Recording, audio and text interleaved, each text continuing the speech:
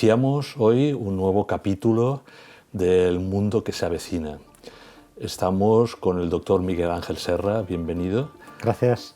Tratando el bloque sobre la preservación de la naturaleza humana, ¿no? Hemos ido trabajando, discutiendo, conversando sobre este aspecto fundamental para el mundo que se avecina, ¿no? ¿Seremos capaces de seguir siendo humanos? ¿Las biotecnologías conseguirán un nuevo ser humano? ¿Será mejor? ¿Será peor?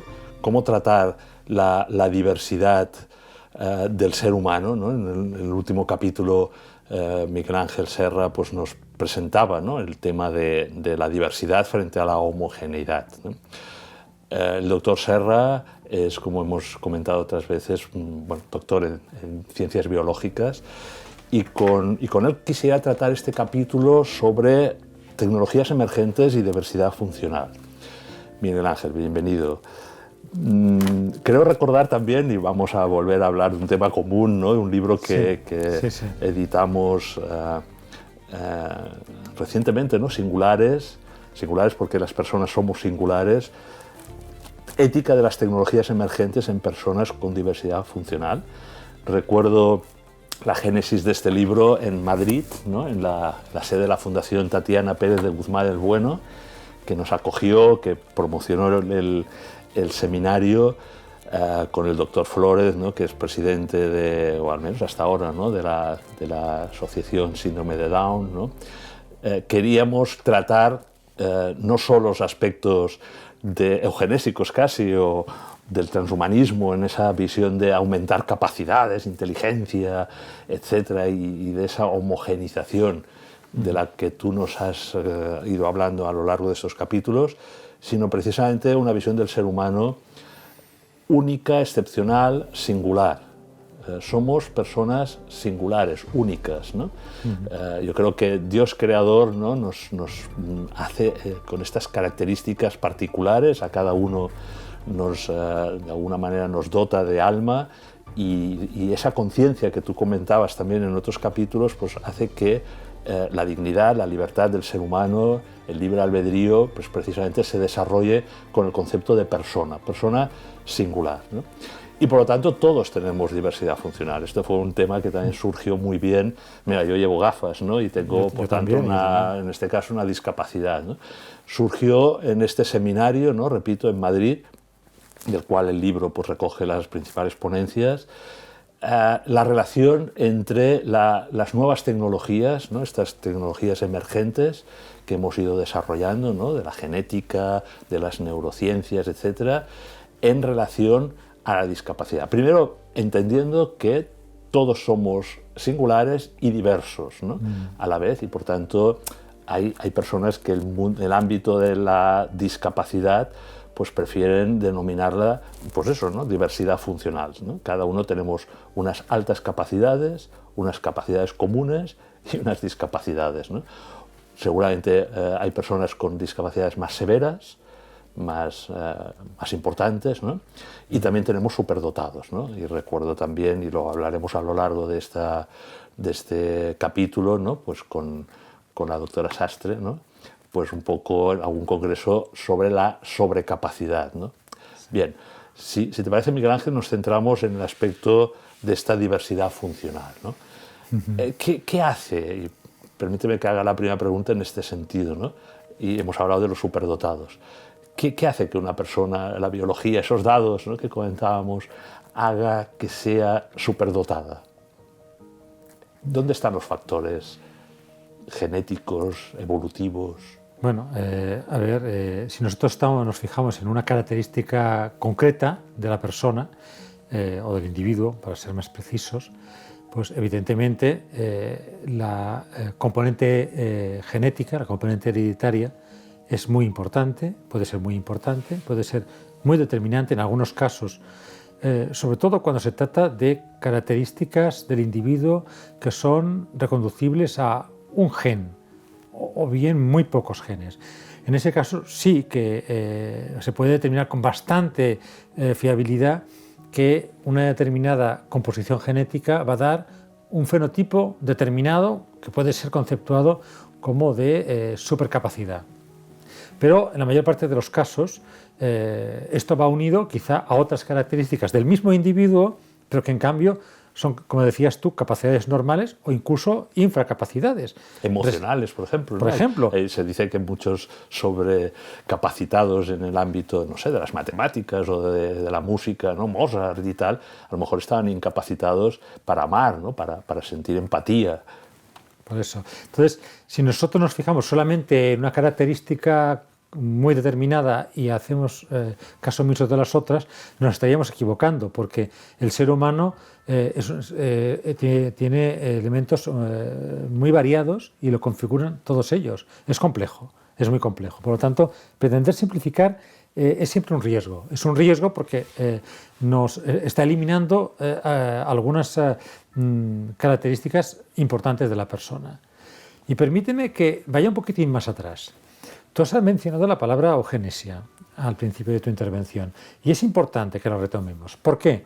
Porque la mentalidad eugenésica, que viene de buena génesis, de buen nacimiento, o sea, que hace referencia a algo aparentemente bueno, sin embargo, cuando surgió a finales del siglo XIX y un poco como una consecuencia, yo creo que no positiva, pero bueno, del darwinismo, es decir, de las ideas que Darwin había vertido sobre la evolución humana y que conllevó a dar a unas características determinadas de los individuos un valor superior, ¿no? Como si hubiera algunos individuos que fueran o pudieran ser conceptuados como mejores, como más deseables, ¿sí? Como raza superior, etc. Me suena eso. De allí, de esa mentalidad eugenésica, porque en ese momento pues la capacidad tecnológica era más limitada, pues derivó una serie de disposiciones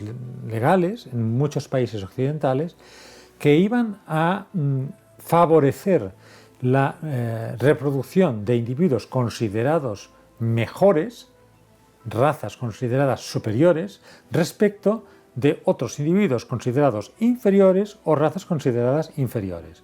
Y ahí vino, por ejemplo, los programas de esterilización masiva que se llevaron a cabo en muchos países occidentales, pues de Suecia, por ejemplo Suecia, pero no solamente allí, también hubo en Estados Unidos, hubo en Reino Unido. Limitar esos nacimientos mediante la esterilización de los individuos que eran considerados pues, imperfectos y esto se llevó hasta muy adelante en el siglo XX. Sin embargo, también hubo en esa mentalidad eugenésica otras consecuencias más negativas, por ejemplo, la superioridad de unas razas respecto de otras, que nos llevó a capítulos de la historia de la humanidad que todos queremos olvidar, como fueron el caso del nazismo, en la superioridad supuesta de la raza aria, ¿verdad? Con lo cual vemos que la mentalidad eugenésica ya produjo unos resultados negativos. Precisamente por lo que ocurrió durante la Segunda Guerra Mundial, se produjo como una especie de convulsión en la humanidad y también en la comunidad científica, por los experimentos que se llevaron a cabo en muchos campos de concentración con seres humanos. Obviamente, que no estaban de acuerdo, pero no tenían opción de elegir, ¿no? Entonces, en los famosos juicios de Nuremberg se estableció un código ético, que fue el primer código ético universal, el que se acordó en Nuremberg, y que ponía por delante pues, el respeto de todos los seres humanos, la dignidad humana, la utilización de los principios éticos para llevar a cabo experimentos. Como por Tenía ejemplo, una componente bastante clara de humanismo cristiano en ese Yo creo momento. que sí, que había una componente, pero no era una componente ni única, y yo no sé decir si preponderante, no soy un estudioso del proceso histórico de Nuremberg, pero sí que es cierto que había un trasfondo cristiano, porque la mayor parte de los contendientes lo eran, y por lo tanto pues es lógico que hubiera ese sustrato, que creo que es un sustrato que hay que considerar que es muy apreciable. No únicamente está en la para un base creyente, ¿no? de Europa, ¿no? Y de Occidente. Efectivamente, poco, es así. ¿no? Por lo tanto, yo no lo encuentro absolutamente fuera de lugar, todo lo contrario, ¿no? Entonces, eso supuso como una especie de impasse, como hasta aquí hemos llegado, ahora vamos a plantearnos las cosas correctamente. Y por lo tanto, la eugenesia cayó en el saco de las cosas para no hacer, negativas, que lleva pues, a considerar a unos superiores a otros, etcétera, etcétera. Sin embargo, la mentalidad eugenésica ha vuelto a colarse otra vez en nuestras casas y lo ha hecho precisamente gracias a algunas de estas tecnologías emergentes que comentábamos en capítulos anteriores y entre ellos la edición del genoma, ¿no? ¿Por qué? Porque vuelve a poner en nuestras manos un instrumento que es capaz o sería capaz de modificar a voluntad un sustrato físico-químico como es el ADN con una finalidad pues no clara, con una finalidad que quizá conculca algunos de esos principios éticos que se acordaron en Nuremberg. China, no sé si estoy bien informado, estudia a estos seres humanos superdotados, ¿no? o con mayores capacidades naturales, ¿no? Por la evolución, por los genes, por la genética, un poco para reproducir esas condiciones, ¿no? Y ahí sí que habría una mentalidad en esa línea que tú dices, ¿no? de intentar como superpotencia que quiere ser hegemónica en este mundo que se avecina, dotar a unos seres ciudadanos de China, ¿no? de mayores capacidades a partir de imitar o copiar a esos supradotados o bueno, con grandes capacidades potenciadas a través de la evolución o de la genética, como he dicho, pero en este caso reproducidas por las biotecnologías, ¿no? Sí. Por tanto, estaríamos hablando que esa eugenesia liberal, ¿no? en Occidente, o sí. esa visión de superpotencia y a la vez de superhombres que quiere implementar China en el mundo que se avecina, no es cosa ya del pasado, no es una cosa del siglo XIX, inicios del XX, sino que, como tú bien dices, tenemos que estar muy alertas porque precisamente está en la base del transhumanismo, de esa mentalidad de mejoramiento en cuanto a las capacidades superiores, ¿no? Pero vayamos al otro extremo, ¿no? A la discapacidad, que también, pues tristemente, el régimen nazi pues, fue pionero en el exterminio, ¿no? No solo de las razas que consideraba inferiores, sino de las personas que tenían pues, una discapacidad bueno, que consideraban que no eran necesarios para la sociedad, ¿no? En casos como de discapacidad severa, en donde se plantea pues, la calidad de vida de esa persona, ¿no? El dilema moral que comentábamos en otro capítulo, ¿no? Sí. En Impostor, ¿no? El deber moral, ya no tanto en este caso a mejorar, ¿no? Sino a, bueno, a disminuir, incluso lo trataremos en otro capítulo, a que no nazca esa persona con esa discapacidad severa, con mutaciones de distintas enfermedades. ¿Cómo lo planteas tú como científico, católico, desde una visión, bueno, con tus colegas que te están relacionando, ¿no? En centros de investigación europeos, ¿no? Esa, vuelvo a decir, línea roja, ¿no? En cuanto a aplicar técnicas que ya existen, ¿no? de las clínicas donde se realiza la selección embrionaria sí. Preimplantaria, ¿no? Es una cierta eugenesia, pero también en otros casos, ¿no? Donde bueno, esas técnicas pudiesen mejorar, y en este caso sería positivo, a personas que no van a tener una calidad de vida y que de lo contrario pues estarían en una discapacidad importante, ¿no? ¿Cómo sí. lo ves? A ver, primero hay que hacer una distinción entre la utilización de una tecnología que te va a dar un resultado seguro, un resultado fiable, un resultado positivo, el que tú estás persiguiendo, y una tecnología que no te garantiza ese resultado. Y por lo tanto estamos hablando desde un punto de vista de eficiencia de la tecnología en sí. Pero luego está, vuelvo a insistir, la mentalidad eugenésica. Es decir, si nosotros partimos de un presupuesto en virtud del cual las personas tienen un valor diferente según las características que nosotros vemos en ella, entonces vamos a poder justificar casi cualquier cosa. Por lo tanto, nosotros tenemos una serie de capacidades, todos, como decías tú al principio también, y en algunos casos pues habrá una capacidad pues, que esté por encima de otras. en un individuo determinado y otra en cambio esté por debajo. Hay algunas de ellas que sería, pues sí, aconsejable eliminar porque vienen como consecuencia pues de a lo mejor un defecto genético determinado que conlleva una enfermedad, y esa enfermedad una incapacidad o una discapacidad permanente. Pero la persona que la sufre tiene la misma dignidad que cualquier otra. Y por lo tanto nosotros no podemos arrogarnos el poder de vida y de muerte sobre ese individuo. Nosotros tenemos que respetar a todos los individuos porque cada uno de nosotros es único, es irrepetible. Cada uno de nosotros lleva un valor intrínseco que es superior y por lo cual es inalienable. Es decir, si nosotros tenemos una persona pues, que consideramos que por padecer una enfermedad como la esclerosis lateral amiotrófica pues, no merece vivir, pues no habríamos notado a Stephen Hawking, por ejemplo, ¿no?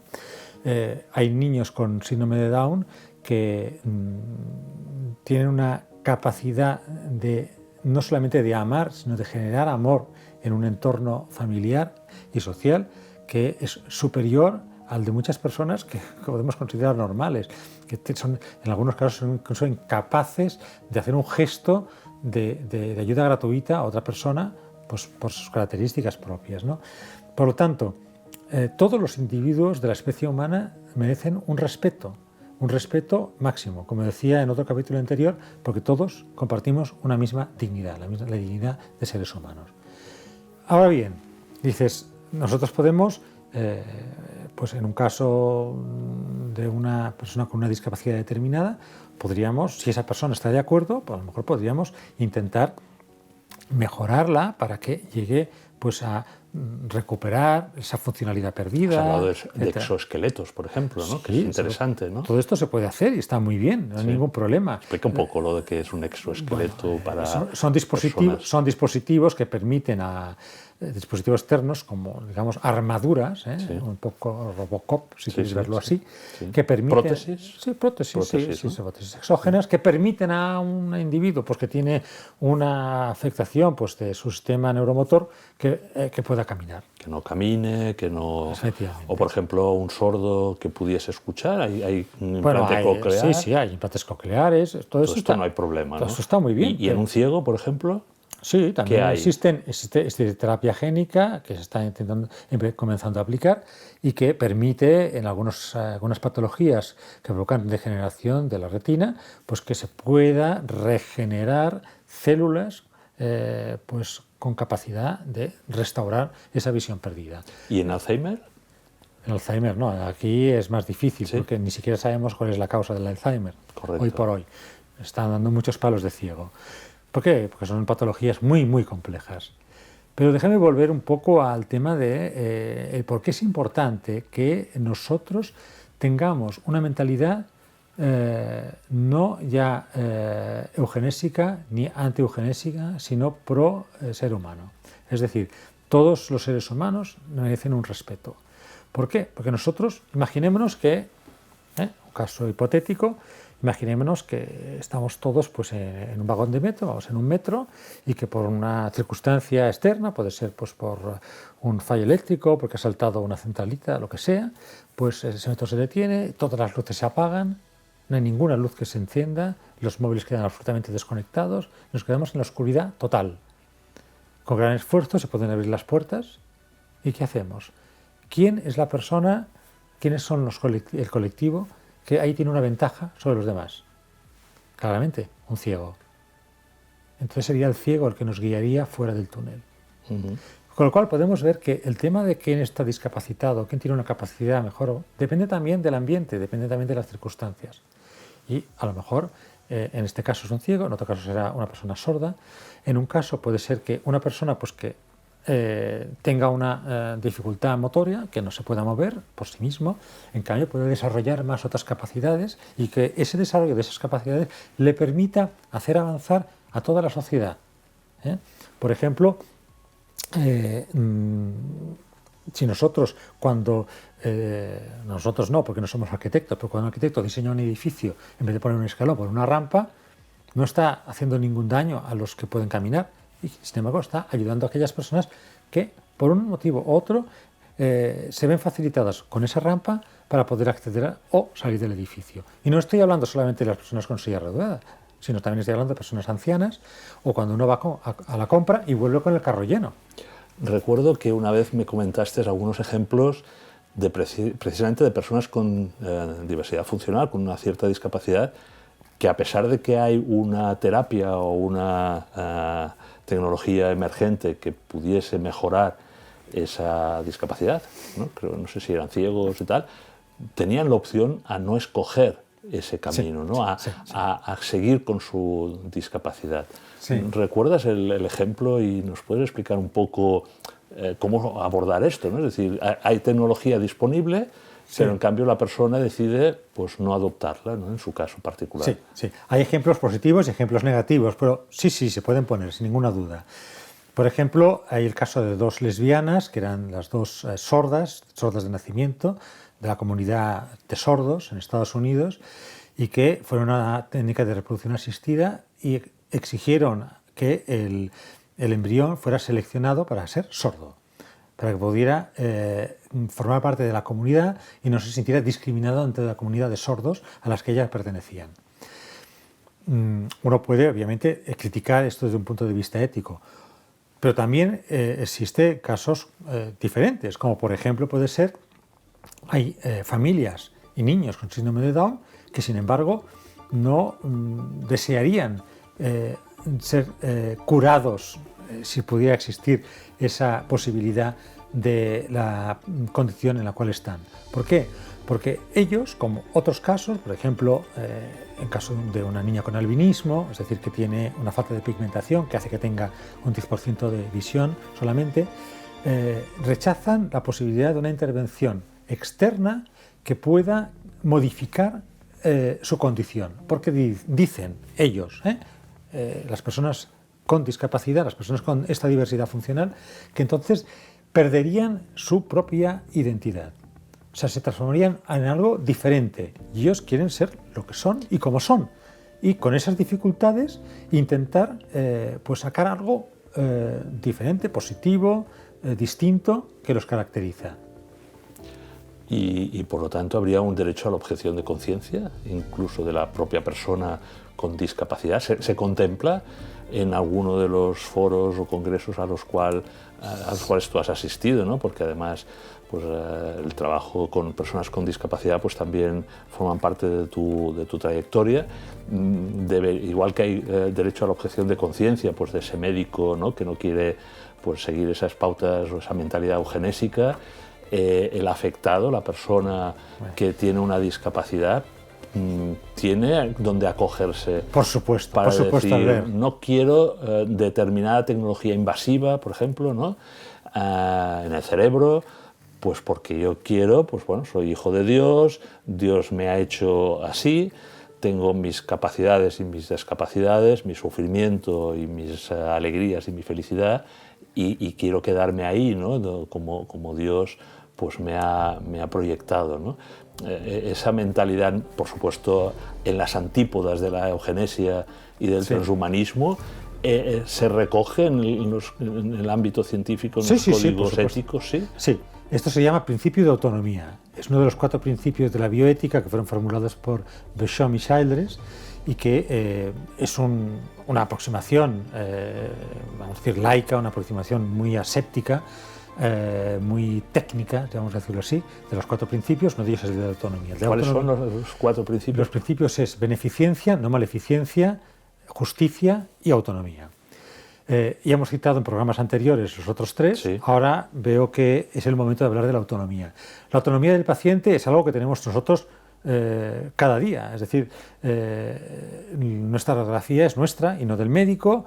Tenemos derecho a conocer y tener acceso a nuestra historia clínica, podemos decir si queremos o no que se nos haga una determinada intervención, y aquí es donde voy directamente a la pregunta que tú planteas.